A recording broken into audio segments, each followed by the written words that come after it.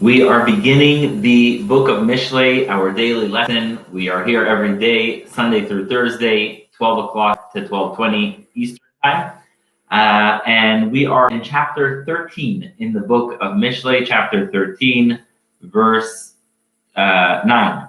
Chapter 13, verse 9, where King Solomon speaks about the value of the Nishama, the soul, and how reward isn't necessarily something that is immediately awarded. It's not something that immediately arrives, but rather it's something that is more of the long run. It's something that's in the long term. So he says in verse 9, "O tzadikim yismach," the light of the righteous one will rejoice, v'ner reshaim yidach, and the flame of the wicked will be extinguished. We've seen before the Maharal, Rabbi Judah Lowy, who lived till the age of 90 in the 1600s in Europe, which was almost double, in fact, more than double in many cases, the general life expectancy. Considered one of the greatest sages, and he says that light is always referring to something eternal, whereas a candle is referring to something that is somewhat temporary. So he says, "O tzadikim yismach," the light of the righteous will rejoice, and that is because the light of the righteous is something that will shine for eternity. If someone does a good deed in this world, it doesn't just stay in this world, it gets rewarded forever and ever. O tzadikim yismach, the light of the righteous ones will rejoice, but the candle of the wicked will eventually be extinguished. When you do a good deed, it is the light, it is eternal, and when a person is rasha, wicked, then that eventually gets extinguished. Next is Pasuk Yud, Rak bezadon yiten matzah ve'etno. The only with wickedness will there be some kind of fight. Oh, thank you everyone for joining us. Only with wickedness will there be some kind of fight. And the serious fights must be resolved with wisdom. It's always important to be the one resolving. The Mishnah says that one of the greatest deeds a person can do is bring peace between people, between husband and wife, between friends. And so to be the one who resolves the different conflicts between people, that's considered to be one of the greatest deeds. And so it says, the way to get conflict resolved is with wisdom, with thinking, and that's how you solve it. Pasuk Yudalef, Hon mehevel yimat, the wealth that comes through means of vanity and not serious work will eventually dissipate and disappear. And the person who gathers through hard work, that wealth will remain. There's another beautiful explanation of this, which says that if a person gathers everything in one shot, then that wealth doesn't necessarily last. You see all the news about people winning the lottery, and they get these many millions of dollars, and then within a short amount of time, all that disappears. So that's what he's saying here. A wealth that comes in one shot from nothing, that will eventually disappear. But kovetz aliyad also means you gather with your hand, meaning you gather one bit by bit, that will eventually be a tremendous amount that has long-lasting impact. Next one is a very sad and happy pasuk at the same time. If someone awaits something for too long, it's a sickness to the heart. It is heartbreaking. When someone has the pangs of waiting, you see this with someone who has a relative who's imprisoned or disappeared, in situations where really you're just constantly yearning to find out what is going out. When you, let's say you go for a job interview and you're waiting for them to get back to you. And so, the suspense, that time sort of breaks your heart.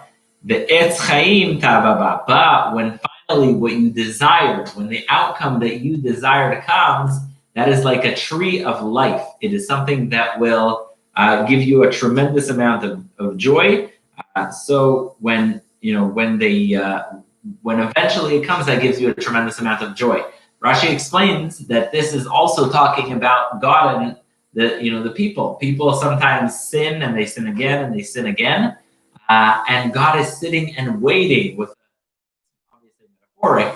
God is sitting and waiting with a broken heart for us to come back. And eventually, when we come back, that is Etz Chaim, that is a tree of life, and that's something that's very good. The next pasuk is just so powerful in the sense that you see it, all over in life. Baz ledavar yechavel lo. If someone despises something, looks down at something, eventually that thing is going to come back to haunt them. They're going to learn the hard way that they should have appreciated that thing. So one example that's given is the example of King David. It says that King David told God, I don't understand, why did you create people who are mentally ill? I don't understand what point is there in that. Why did you create it? And it says that later, when he was wanted by the law, Saul was chasing him, he pretended to be mentally ill, and that's how his life was saved. Or he also asked God, why is it that you created spiders? And he went into the cave, and King Saul was searching for him, and the spider set their web there, and it ended up saving his life. So everything there is in the world has a meaning, and we should never look down at something. And so if you look down at something, if you disregard something, then eventually that's going to come back to haunt you. But if someone is respectful of everything, if someone respects even every single mitzvah, that eventually is going to yield tremendous reward. So always remember, the Mishnah says in Pirkei Avot, Al tihi baz lechol adam. Never ever never disregard someone, never write someone off, never assume, oh, that person, I don't think anything's going to come out of them. Oh, this law, this object, I don't think it's really important. No, baz ledavar yechavel lo. If you look down at something, eventually it's going to come back to haunt you. If you have respect for everything, you're going to do the mitzvot and you will be repaid. Pasuk Yudaled, Torat Chacham Mekor Chaim. That is such an important thing. Torat Chacham Mekor Chaim. The wisdom of the wise is a source of life. A lot of times people have wisdom and they don't do something good with it. They use it for hacking, for warfare, for all kinds of things that they shouldn't, and that doesn't do anyone any good. Torat Chacham Mekor Chaim. The person who's wise, his wisdom is a source of life, and it goes in both directions. If you're really wise, you should check, is my wisdom helping people? Is my knowledge furthering human good? Or is it the other way around? Always remember, Torat Chacham Mekor Chaim, the wisdom, the true wisdom of the wise has to be a source of life. It has to be a source of goodness. Lasur mimokshei mavet, to remove people from deadly stumbling blocks. Many people joining us. Thank you so much for joining. We appreciate each and every one of you. So, lasur mimokshei mavet, to remove yourself from major stumbling blocks. That is what the wisdom of the wise is for. Next, pasuk tetvav. We're in Mishlei Proverbs chapter 13, verse 15. Sechel tov yiten chen, v'derech bogdim eitan. Good wisdom is going to give you grace. When someone is smart, that gives them grace. V'derech bogdim eitan. And the way of the treacherous, the way of the sinful, is a difficult path. People enjoy being in the company of those who are bettering the world with their wisdom, with their thinking of others. Who didn't want to spend time with people like Albert Einstein, people who really made a difference? So we say, Sechel tov yiten chen, good wisdom, good thinking will give grace. V'derech bogdim eitan. But the way of the treacherous is just a strong way that's difficult for all. Next, kol arum yaseh bedat.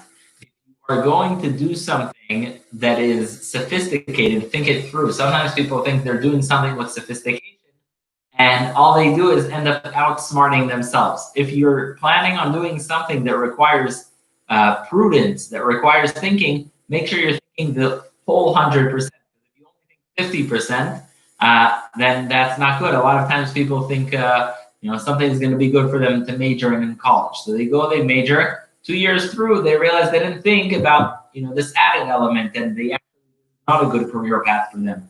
So whenever you're thinking, think the whole way through. If you're doing thoughtfully, then do it with much thought. But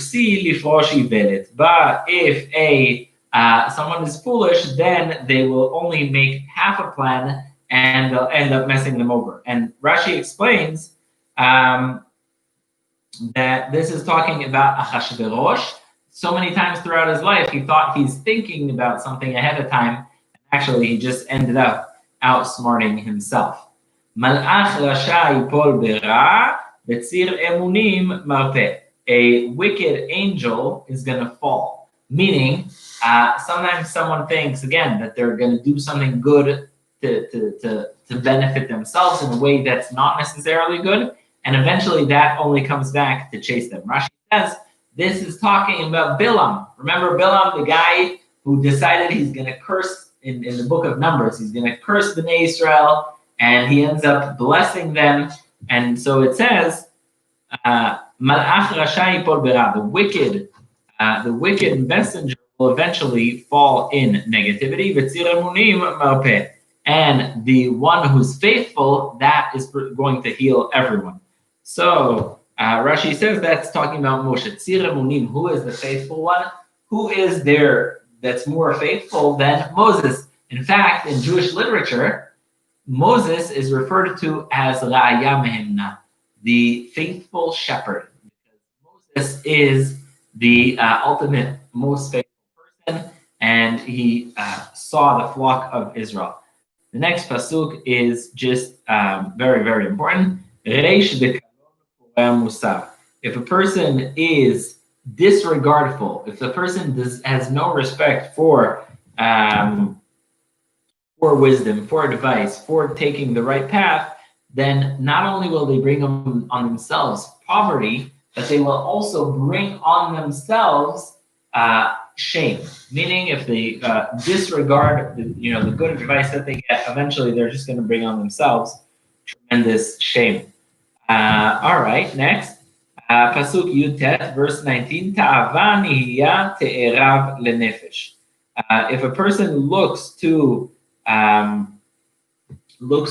fulfill their immediate desire, then that's going to be okay. But if that desire is not taking you in a good direction, you should not be taking that path. And so the foolish see immediate gratification and they go for it, not recognizing that this is something that will drag them down. If you're looking for something immediately, it will ultimately seek to destroy you. There's the famous marshmallow test where they put a little kid in a room for 5 minutes and they say, sit here and don't eat the marshmallow. And if you don't eat it the whole time, you'll get double at the end. And so the kids that are able to wait out till the end and they push off eating the marshmallow, those kids on average are much more successful than the kids who eat the marshmallow at the 2-minute mark. The kids who are able to sort of have delayed gratification are much more successful in life. So remember, the immediate pleasure might be beneficial and enjoyable. However, then you're stuck in that path, and that's not good. And those who are already taking the path of wickedness, they don't want to leave that path then. The next pasuk is so inspiring and cited so many times, where it's just a lesson for life. Holech et chachamim yechkam. A person who walks with the wise, that person will become wiser. In fact, it says in the Mishnah in Pirkei Avot, Yehi beitcha beit vad lechachamim. May your house be a home, a place of assembly to the wise. May your home be a place of assembly to the wise. And the idea is that if you hang out with the wise, if you're sitting with them, if you're talking to them, if you connect with them, then you yourself will become much, much wiser. Those who go with the smart, they will be smarter themselves. If someone hangs out with the foolish, they will end up being affected by it. This is such a powerful lesson because a lot of times people prefer to take a leadership role among people who are less smart than them, and then they end up losing out. So what the Pasuk is saying, what King Solomon is saying, is always remember, even if you yourself are not smart, if you go with the smart, if you walk with the smart, if you eat with the smart, if you spend your time with the smart, then you yourself will become smarter. Now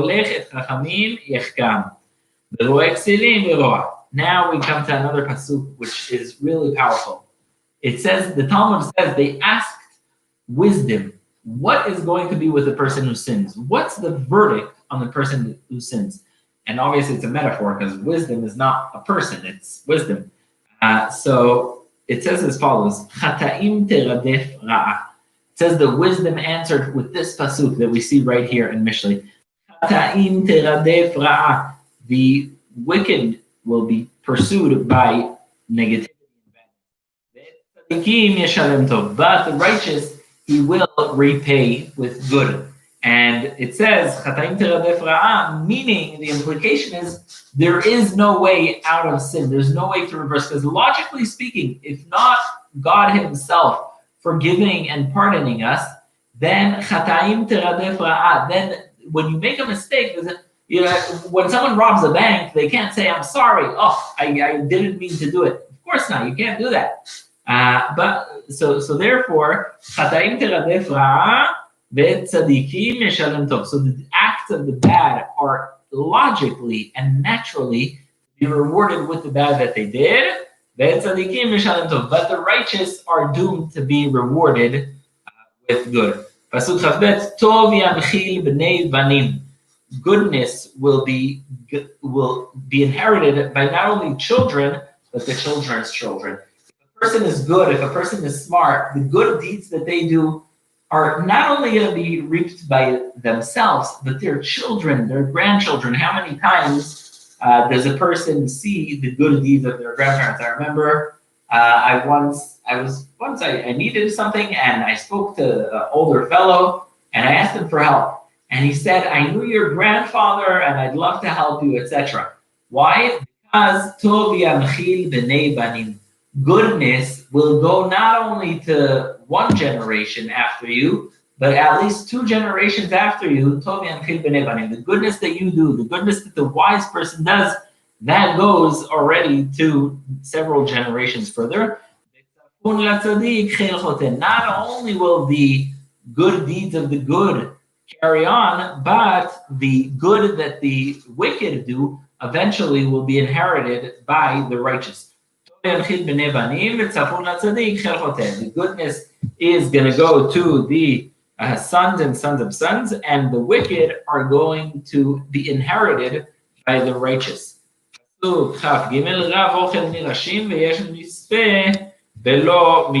This is such a difficult pasuk. It's the number one issue that bothers people about religion, and that is, why do the wicked prosper while the righteous suffer? Sometimes someone dies and it looks like there was no justice, there was no verdict, there was no court, and that's what he's saying. If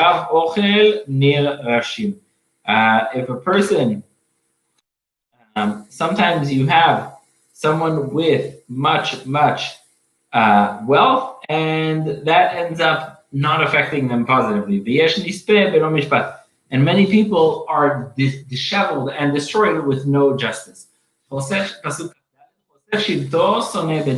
If someone does not reprimand their child, that doesn't help anyone, because then that child is going to go off on their own way and not heed their parents' advice. So it says, therefore, the parents should not spare their children with their input. And those who love their children will give them instruction and guide them in the right line. The next line is about the importance of eating healthy. A righteous person eats to satiate themselves, but not in order to indulge, not in order to just eat, but rather to benefit themselves. But the wicked's stomach will always be empty. They're always hungry for more. They're always looking for more. We will continue on Sunday at 12 o'clock. We're here every day, 12 o'clock, and we'll continue with Perek Yud Daled. Thank you so much for joining us, and everyone should have a Shabbat Shalom, a peaceful Shabbat, a restful Shabbat. Enjoy your families, enjoy the food, enjoy the holiness and the spirit of the day.